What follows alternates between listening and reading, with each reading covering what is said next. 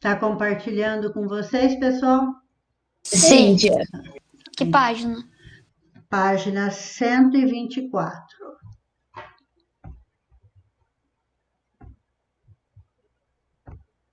Pessoal, nós vamos dar início aí hoje à nossa aula de Ciências da Natureza, sexto ano, Colégio Coração Imaculado de Maria, grupo 7, passado e presente. Capítulo 15, o solo e a sustentação da vida. Módulo 53, os nutrientes e a biodiversidade do solo.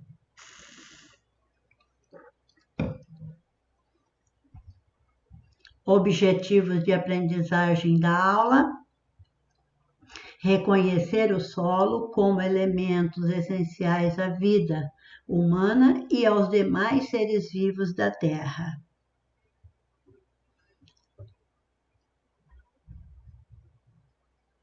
Então, nós vamos ver aí no módulo 53 os nutrientes e a biodiversidade do solo. Na base de toda a cadeia alimentar, quer dizer, lembra lá da cadeia alimentar? O que era a cadeia alimentar? Eu tenho solo, no solo nasce a vegetação, que são os seres produtores, então eu tenho seres produtores, depois eu tenho os seres consumidores, eu tenho os seres decompositores, que forma aí toda a cadeia alimentar. Um indivíduo dependendo do outro, tá? E a base da cadeia alimentar é a vegetação. E para que a vegetação desenvolva, eu preciso do solo, tá? Então, olha aí, na base de toda a cadeia alimentar, existem os organismos produtores, seres vivos capazes de realizar a fotossíntese. Tá? Então, quem são os seres vivos que têm capacidade de fazer a fotossíntese? São os vegetais. Aqui no caso aí, vegetais, as algas. Mas no caso aqui, nós vamos estar falando do solo, então nós vamos falar dos vegetais que se desenvolvem aí no solo.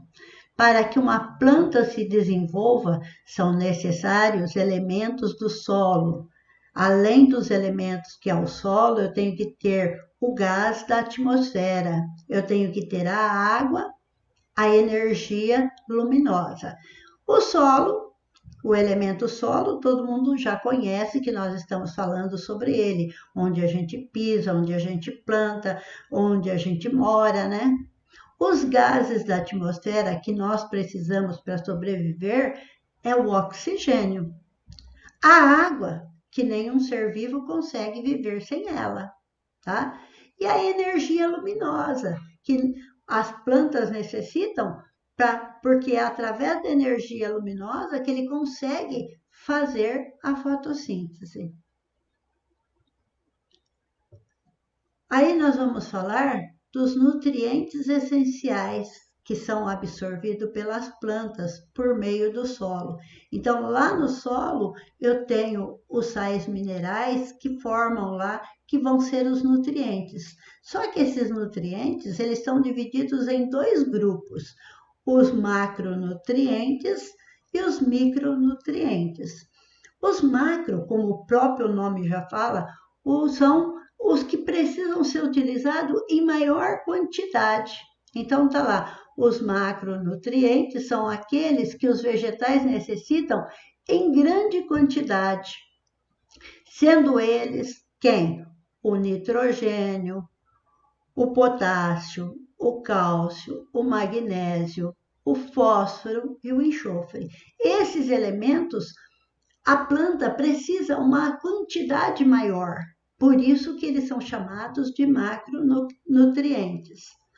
Os micronutrientes, eles são necessários, mas eles são necessários em menor quantidade, sendo ele o ferro, o cloro, o boro, o manganês, o zinco, o molibdênio, o cobre. Então, esses elementos a planta precisa, mas ela precisa em menor quantidade, tá? Então, tem os macronutrientes e os micronutrientes. Certinho, pessoal? Essa divisão não indica que um nutriente é melhor que o outro, ou que ele é mais importante ou menos importante do que o outro. Todos eles são essenciais, só que uns em maior quantidade e outros em menor quantidade. Olha aí, eu tenho uma vegetação, a gente pode perceber que as folhas já estão amarelando e estão caindo. Alguma coisa está acontecendo com esse vegetal. Alguma coisa não está bem aí para eles. Então, olha lá, quando falta algum nutriente no solo, a planta começa a apresentar sintomas de desnutrição. Esses sintomas podem ser o amarelamento das folhas, a perda precoce dessas folhas, né? Além da perda da folha, ela pode ter a perda das flores, a flor começa a desenvolver, ela cai. Ou então, o fruto, ele começa a desenvolver, ele nem começou a crescer, ele já cai. Tá? Então, tudo isso está indicando que alguma substância está faltando aí no meio, aí nesse solo. Então, ele está indicando, é um indicador de que falta alguma substância.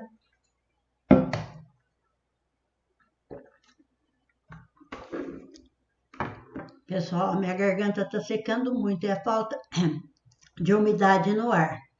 Então, olha, as deficiências de nutrientes minerais do solo causam uma série de problemas para a produção agrícola. É possível identificar a carência de nutrientes do solo. Como que eu posso fazer isso? Então, uma pessoa especializada, ela vai até o local onde eu estou fazendo a minha plantação, faz uma coleta, amostra, ele pega várias amostras de solo e manda para um laboratório. Lá no laboratório, eles vão fazer diversos testes para ver qual é a substância que está faltando naquele solo. Então, de acordo com a vegetação, ela precisa de mais de um nutriente do que do outro. Então, eu posso ter um nutriente em grande quantidade, mas não é daquilo que eu preciso. Então, eu preciso fazer uma correção desse solo. Então, daí, nesse momento, entra as pessoas que são próprias para poder escrever o que precisa esse solo. E essas pessoas são os engenheiros agrônomos, são os pesquisadores, né? São as pessoas que vão poder dizer o que o meu solo está faltando. Alguns pesquisadores, como a engenheira agrônoma Ana Maria Primavesi, afirma que o solo deve ser considerado um organismo vivo. Por quê? Lembra lá o vídeo que a dona Piva mostrou para vocês? E tinha uma grande quantidade de organismos nesse vídeo. Tinha minhoca, tinha formiga, tinha o tatuzinho de jardim, tinha as bactérias, tinha fungos. Lembra que a dona Piva mostrou no vídeo para vocês? Então, por isso que ela considera ele um ambiente vivo, um ser vivo, um organismo vivo. Porque minha voz está sumindo, gente. Por que ela é considerada aí como organismo vivo? Pois é um sistema dinâmico que está em permanente transformação e interage com os seres vivos do ambiente. De fato, a interação entre o solo e os seres vivos que o habitam é essencial à saúde ambiental e à saúde humana. Então, essa interação entre os seres vivos e o solo é de suma importância para a saúde ambiental e dos seres humanos, tá? Há seres que fazem parte da macrobiótica. O que seria macrobiótica? Os seres vivos maiores, né? Como o próprio nome já fala, biota, vida, macro, maiores. Quem seriam essas macrobióticas? Macrobióticas seriam os seres maiores, aqueles que eu consigo enxergar a olho nu. A minhoca, a formiga, aí no caso, o tatuzinho de jardim. Então, esses fazem parte da macrobiótica. A movimentação desses animais no solo torna a terra fofa. Olha lá, quando a minhoca entra, ela vai comendo os resíduos, ela vai fazendo uma movimentação no solo. E essa movimentação que a minhoca faz, ela é considerada arado natural da terra. Por que arado? Porque ela vai remexendo a terra, como se fosse um arado. O arado, quando a gente passa com o trator, com o arado, ele não revolve toda a terra.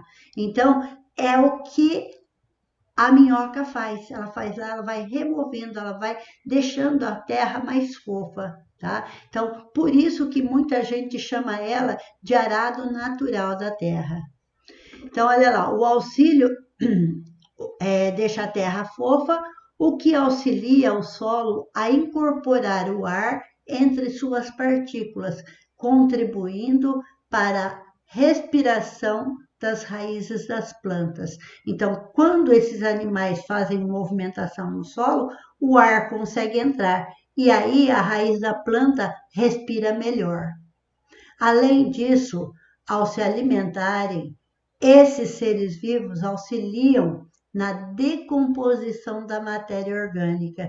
Lembra que a dona Piva falou que a minhoca vai comendo restos de alimentos e aí a hora que ela deixa suas fezes, essas vão estar agindo como um adubo. Então ela vai ajudando a transformar esse solo, porque a minhoca, a formiga, os outros organismos que estão nesse solo, eles vão decompondo a matéria e esses pedaços maiores vão sendo transformados em pedaços menores dos restos que tem aí nesse meio aí. Aí nós temos a Ana Maria Primavesi. Ela é uma engenheira agrônoma, né? Ela nasceu na Austrália em 1920, ela veio para o Brasil porque ela veio fugida da guerra. Aqui ela se dedicou aos estudos sobre o solo, como manejo ecológico. Suas contribuições são de suma importância, né? Estão relacionadas ao desenvolvimento da agroecologia e da agricultura orgânica. O que seria agricultura orgânica? Seria aquela agricultura onde eu planto, mas eu não uso produtos químicos, eu não uso fertilizantes, tudo aquele adubo químico que é produzido em laboratório não é usado nenhum tipo de pesticida, herbicida, fungicida, não usa nada disso, ela só usa produtos naturais. Então, olha lá, a agricultura orgânica é a prática agrícola que utiliza insumos de origem orgânica. De origem orgânica é que sai dos animais, tá? Então, assim como o esterco dos animais, né, que é usado, o pó de rocha, que é transformado aí, o pó de osso, só usa produtos de origem animal, de restos animais e vegetais. Por exemplo, quando as folhas que caem, eu misturo lá no solo para ela apodrecer, para ela decompor, porque vai formar um adubo natural, que seria o adubo orgânico. Nesse tipo de produção, não há uso de agrotóxicos, fertilizantes solúveis ou organismo geneticamente modificado. Então, só usa matéria orgânica. Então, eu chupei uma laranja, ela é orgânica. Por quê? Porque lá não se aplica nenhum tipo de fungicidas, de herbicidas, de agrotóxicos, não se usa nada. Mas como combate as pragas? Usa-se o próprio animal que combate. Por exemplo, a joaninha, ela é um animal que ela combate o pulgão. Isso é chamado de controle biológico. Então, eu uso outros predadores para combater aquele que é praga, tá? No entanto, a maior parte dos seres vivos encontrados no solo não é visível, quer dizer, não dá para me enxergar. E para poder enxergar, eu preciso do auxílio de um aparelho, que é o microscópio, de lentes de aumento, né? E aí esses elementos que são menores, que eu não enxergo, eles são chamados de microbiotas. Lembra lá os que eu enxergo como minhoca, formiga, tatuzinho de jardim? Esses são as macrobióticas, tá? Porque macro, maior, que eu posso enxergar olho nu. Microbiótica, eu não consigo enxergar olho nu. Que são quem? São os fungos, são as bactérias, são os protozoários. E eles estão lá no solo. E eles vão fazer o quê? Eles vão fazer a transformação da matéria orgânica. Então, eles vão transformar, eles vão decompor. Se eu não tivesse isso daí, tudo que estaria caindo no solo estaria amontoando, eu estaria vivendo em cima desse monte de coisa que morreu, tá? Então, eu preciso aí também deles, dos fungos, das bactérias, dos protozoários, para ajudar a decompor, tá? Sem a presença deles, a matéria orgânica morta não seria decomposta. A decomposição fornece nutrientes ao solo, enriquecendo aí uma colher de chá, se eu pegasse, enriquecendo o solo, se eu pegasse uma colher de chá de um solo fértil, ela pode conter bilhões desses seres que estão aí, para vocês terem uma noção como que eles são pequenos, são microscópicos. A vida presente no solo também interfere na saúde das plantas. Os seres vivos do solo são capazes de transformar substâncias químicas. Além disso, alguns micro-organismos podem melhorar a absorção de substâncias pelas plantas. Então, lembra lá os fungos, quando eu mostrei no vídeo para vocês, os fungos têm as micorrizas, que as hifas que vão estar junto com a raiz das plantas, um beneficiando o outro, tá? Com os nutrientes. Entretanto, alguns micro-organismos podem ser maléficos, podem prejudicar aí os vegetais, podem ser maléficos aos vegetais, como alguns fungos, algumas bactérias e alguns vírus. Quer dizer, a planta pode adquirir algum determinado fungos que pode ser prejudicial. Geralmente, quando a gente fala isso daí, são os indivíduos que não fazem bem para o solo, não é utilizado no solo. Eles são tipo de pragas, tá?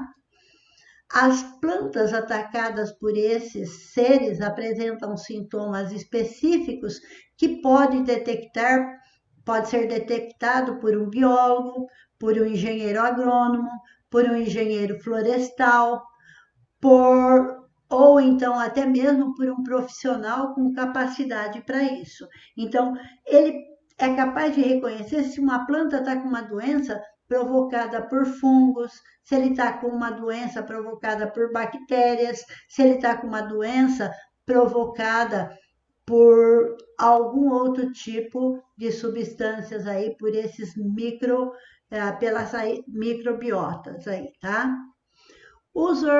A agricultura convencional gasta bilhões de dólares com o uso de agrotóxicos na tentativa de controlar alguns desses micro-organismos prejudiciais às plantas. Então, muita gente que faz plantação, então ela já aplica uma grande quantidade de agrotóxicos, de venenos aí, para combater determinadas pragas, tá? Então, mas isso acaba sendo prejudicial à nossa saúde, se não for lido o material, ou verdura, o legume, o que for, com o prazo correto, tá? como esses produtos podem trazer alguns riscos ao meio ambiente e às pessoas. Outras alternativas podem contribuir para a reeducação do uso desses agrotóxicos, como a utilização da prática de combate às pragas agrícolas, a partir do uso do seu inimigo natural, que nós, como eu acabei de falar, quando a gente usa a joaninha para combater o pulgão, eu estou fazendo um controle biológico. Então, na cana de açúcar, eles criam um tipo de mosquinha, de bichinho, que é colocar no canavial para combater algum tipo de praga, que tem pragas da cana. Existe para a laranjeira a mosquinha amarela, lá que eles falam, a mosca da laranjal, que é também criado para colocar. Isso é chamado de controle biológico. Então, eu crio um determinado tipo de predador natural da praga. Entenderam isso, pessoal? Uhum. Para ir além, fungos do solo. Os fungos são muito importantes para o solo, mas é aquele que é importante quando ele vai estar incorporando lá o vegetal. Mas eu tenho fungos que é prejudicial, que causam doenças também, tá? Então, lá, os fungos são muito importantes para o solo, pois realizam a decomposição da matéria orgânica, reciclando os nutrientes. Auxiliam também na comunicação química entre as plantas, pois funcionam como uma rede subterrânea pela qual as plantas trocam nutriente com outras substâncias. Aqui nós temos, é possível notar alguns sintomas de desnutrição em plantas que crescem em solo pobre de nutrientes. Então, quando eu tenho um solo que está faltando determinados nutrientes, a folha fica assim, amarelada, tá? E dá chance para que fungos possam, o fungo que é prejudicial, o fungo que é maléfico, causar doenças nela aí.